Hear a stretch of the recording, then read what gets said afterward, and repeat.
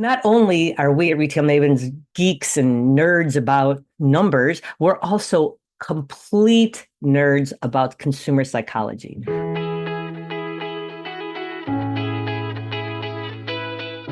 Welcome to Richer Retailer, where we're going to fix your cash flow and build profits so you can build a legacy and finally sleep better. That is for sure what I needed when I had my store. Hosted by me, Cathy Wagner, I'm an accidental retailer who went from near bankruptcy to owning 3 successful stores, generating multiple 7 figures in sales. As the founder of Retail Mavens, my mission is to help more women-owned retail stores reach $1 million.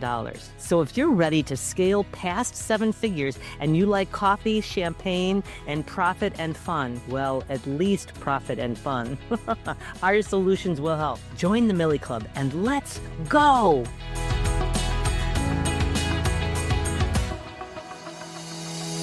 Welcome to episode 007 of the Richer Retailer podcast. I'm thrilled you're here because I am going to today share with you the number 1 step to take to increase your profit. It's also the easiest step.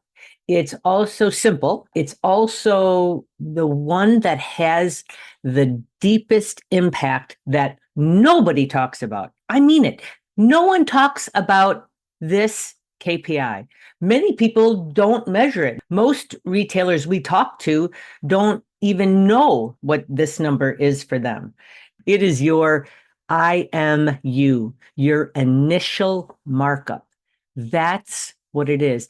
It is a critical KPI, key performance indicator, that every successful store owner must know. I'm going to go through telling you how you can determine it. First, I'm going to tell you why it's so important. Then you'll see why you want to determine it for yourself. And then I'm going to tell you the steps to take to increase it or to fix it. And then I'm going to answer your questions because I speak on so many stages all over and I talk about this a lot and get asked the same questions. And so I can read your mind, as Taylor Swift says. I know what you're thinking about it. And so I want to answer all of your questions. So let's dig in. Your initial markup, the reason why measuring it is crucial is because it creates a cushion for markdowns. It creates additional revenue, frankly, right from the get-go. It also helps you determine what your vendor profitability is. This is why it's so important. It's important to measure it because we all know that if we don't measure it, we can't improve it, right? That's the other critical thing about it. Actually, let me tell you one more reason why you're going to want to know about what this is that if we take store number 1, my best shop, let's say, and they spend $100,000 on inventory, and if they take a 50% IMU, meaning they just double it, that means that $100,000 worth of inventory has a value, retail value of $200,000 worth of inventory. Now, if the better shop spends $100,000 on inventory, but if they take a 60% initial markup, which is a 2.5%, which is a 2.5 multiplier times the inventory, that's 60% initial markup, that same $100,000 is worth $250,000. So let me say this one more time. A 50% IMU, a 2 times multiplier is $100,000 of inventory is $200,000. The better shop takes that $100,000, takes a 60% IMU, which is a 2.5 multiplier, and gets $250,000 out of that same inventory. $50,000 more. I thought I'd have your interest with that. Who couldn't use some of that in your pocket, right? All right, so now let's talk about exactly what it is, because I really want you to picture it in your head. So imagine you're holding a measuring cup in your hand and you fill it with oil. Let's say the oil is the cost of the product. It's how much you're paying the vendor for it. So if we have our measuring cup and if you're filling it halfway with the oil, that's the cost. And then the other half of the cup is water, because water and oil don't mix, right? So the water will stay on the top. And so then that's a beautiful illustration. So if you can imagine that measuring cup in front of you, it's half oil, half cost, and then it's half initial markup. So it's the cost plus the initial markup. Those two pieces together give you what the total price is, the retail price is of an item, right? So if you're doing, at this point, if it's half and half, then if the cost is $10, then the initial markup is $10. The retail price of that item is $20, okay? Now, if you're going to go with the 60% initial markup that our better store had to gain that $50,000 extra of possible everything, possible revenue, possible cushion for markdowns, possible profit, imagine you're holding that same measuring cup. You're only filling it 40% full. So you're grabbing the cup and you're taking the oil and you're filling it up to just over 3 ounces. A cup is 8 ounces. Half a cup is 4 ounces. So it's just a little bit under that. 3.2 ounces is the oil. So then you're going to pour in water to fill it all the way up to the top. And the remaining 4.8 ounces is filled with water, which is your IMU. So that means that the cost is 40% and the IMU is 60%. So that same $10 item down here, that's what the cost is representing now. IMU then is $15. It's 60%. So do you see that the difference in the water goes from $10 if you're just doing a times 2 markup? If you're doing a 60% markup, a 2.5 multiplier, then that IMU is $15. You're literally going from $10 of IMU to $15 of IMU. That's increasing it by $5. Who doesn't want that extra $5, right? It's so thrilling to think about what's possible with it. So now let's find out where you're at, okay? This is how you do the math of the initial markup. So how you do the math of the IMU is that you look at the cost, the $10. And so if you want $10, the cost to just be 40% of the total, if you want a 60% IMU, that means you want a 40% cost, right? So you take that cost and you divide it by the percentage you want that cost to be, which is 0.4 in this case, and that gives you what the price is. So like, let's use a $25 as a price. If I want to take $25 and mark it up to 60%, what I want the cost to be, I want $25 to be the cost. So I divide it by the cost percentage, which would be 0.4. And that gives me $62.50. All right. The other super simple way is you can also multiply it times 2.5, just so you know. But I wanted to explain to you how to get there because I think it helps for some of you. It cements in your mind. What I've learned about teaching this is that I have to present the same ideas in a couple of different ways because some will stick perfectly with some people and others will resonate completely with another person, right? So you've done that. So you have a $25 item. You want a 60% markup. You're taking that $25 item. You're dividing it by what you want the percentage of the cost to be. So 0.4, you come up with $62.50. Okay, but wait, I don't want you to run out and price it at $62.50 because that's an awkward number. You see, not only are we at Retail Mavens geeks and nerds about numbers, we're also complete nerds about consumer psychology. Everything and anything that can make your life easier, that can bring you more profit, that can bring you better sleep, right? And I know that pricing for profit is critical, which is why I'm teaching you about IMU, because there's an additional step to it, because I'm taking that $25, but if I mark it up to 60%, that gives me $62.50. But $62.50 is a weird number. So we have this fabulous document that I want you to go to the show notes and download called Pricing for Profit. I've studied what numbers people respond to.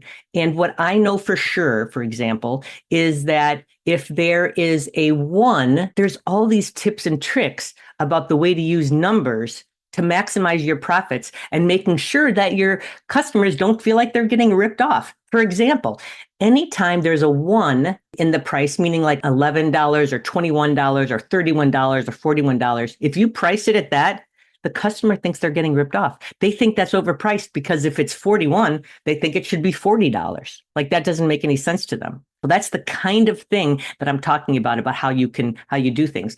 On the other hand, if something is a $9, like 49, 39, whatever, some people think that makes it look like it's less money, and that is very true. And that brings up the whole pricing point of how, in general, using 2 zeros as the price, making it being an even number. So instead of $39, it's just $40. That gives a sense of exclusiveness, of specialness, of I'm not a discounter kind of thing. So what I have learned is that people feel super strongly about this. And that particular thing, whether something should end in a 9 or something should have zeros on the end of it, is up to you. It's not a hill that I choose to die on. I can tell you that what works very well for me and works very well for our clients and is in my stories that we made things like $40 for example. And then when we marked numbers down, we made it so that the sale price ended in 0.99. So then we knew if something had been bought on sale or not without any question if we had the receipt. So that was kind of an easy way of doing it. But the thing I want you to focus on is that if something is $9, it can easily go up to $10. I go through all of this in this pricing for profit doc, where the first column is what the original prices are, and it gives ranges and suggestions. And then I have what your profit pricing number should be. And then I have what the notes are explaining to you why it's that way. And to give this example of the $62, what I find $62.50 is that if a person is going to pay $62.50, they'll also pay $65. You might as well mark it up a bit more to $65. All right. So now let's measure your IMU because I want to find out what your IMU is, right? So you go to your point of sale, you pull out what your inventory is at retail and what your inventory is at cost. And you take your retail minus the cost and you divide it by the retail number. So whatever your inventory at retail is, and you're subtracting what your inventory at cost is and dividing it by your inventory at retail, multiplying it times 100, and that tells you what your IMU is. To use the example I talked about in the very beginning, where if it's $250,000 of retail and $100,000 of cost, you do 250,000 minus 100,000, which gives you 150, and then you divide it by the retail. So 150 divided by 250 gives you 60%. I want you to go check to see what yours is, because the closer you can get it to 60%, the better it is. An initial markup increase of just a few percentage points means increased revenue with every single transaction. It is so powerful. I can read your mind. I can see the quizzical look on your face. You have a question. Is it that you're worried about the fact that some of your items come pre-priced? So for example, books are pre-priced and I can't deviate from that price. Or maybe there's a vendor that you have to price it at their MSRP, right? Of map pricing. And so, yes, of course. Yeah, we understand that that happens.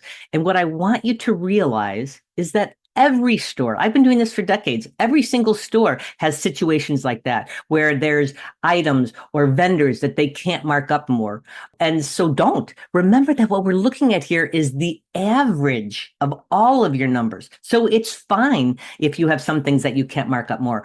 What are things that you can mark up more? One little hint for you is that it's usually things marked $10 or under. Those are things that are pretty easy to mark up 2.5 times or even 3 times to a 66% markup. Oh, I see your question too. You're really worried about the fact that your customers will think you're taking advantage of them, or your team will think you're taking advantage of them because you don't want to be higher than your competition. I get that. I completely understand. And I completely felt the same way too with my store. And when my coach told me to do that, I was so nervous about it.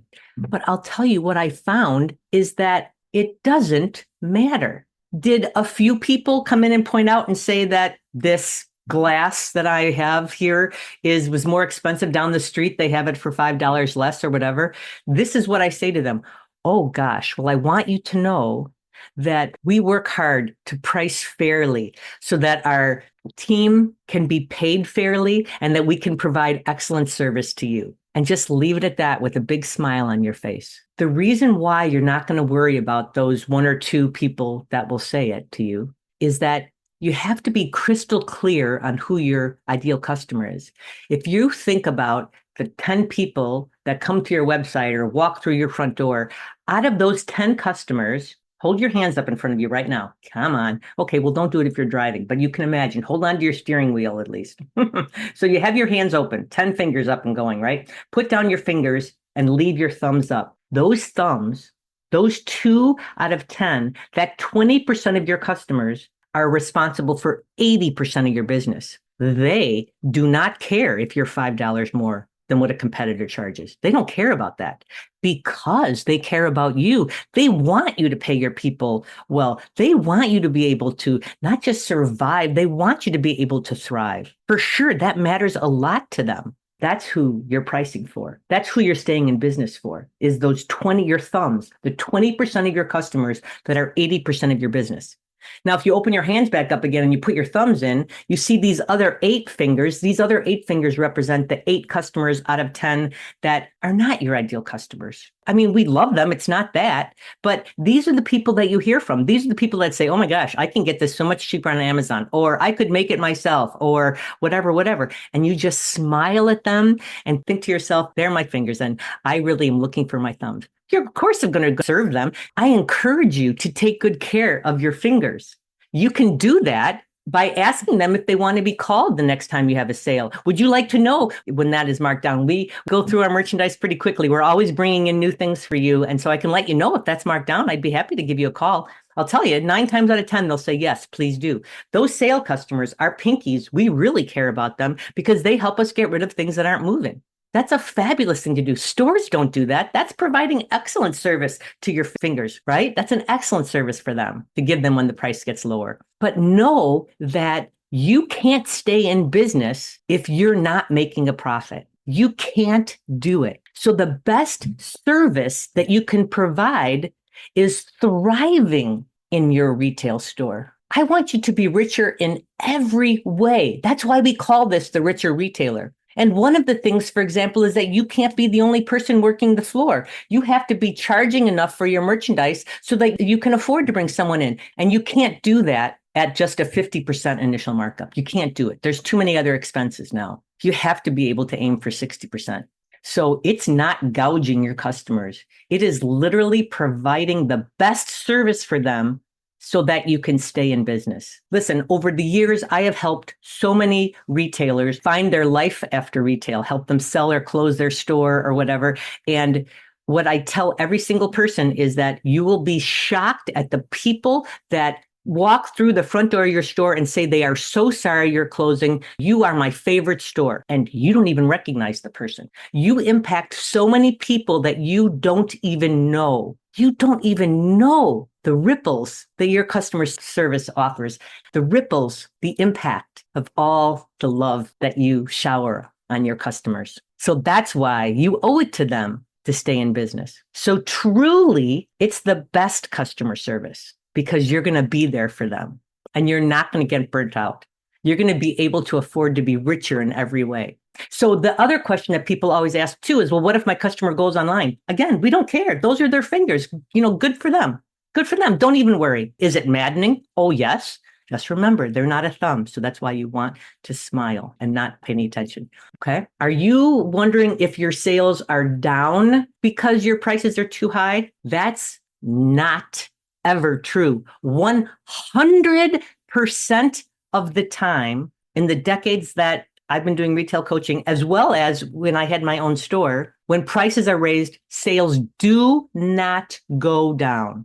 That does not happen. It is a very convenient thing because we're all human and you hear people talking about how they think your prices are too high, but it's fine. They can go shop online. Who cares? Like, I don't care. That's fine. Again, their fingers, right? All right. Another question that I get is, where can I find goods that I can mark up 2.5 times? Margin goods is what we call them.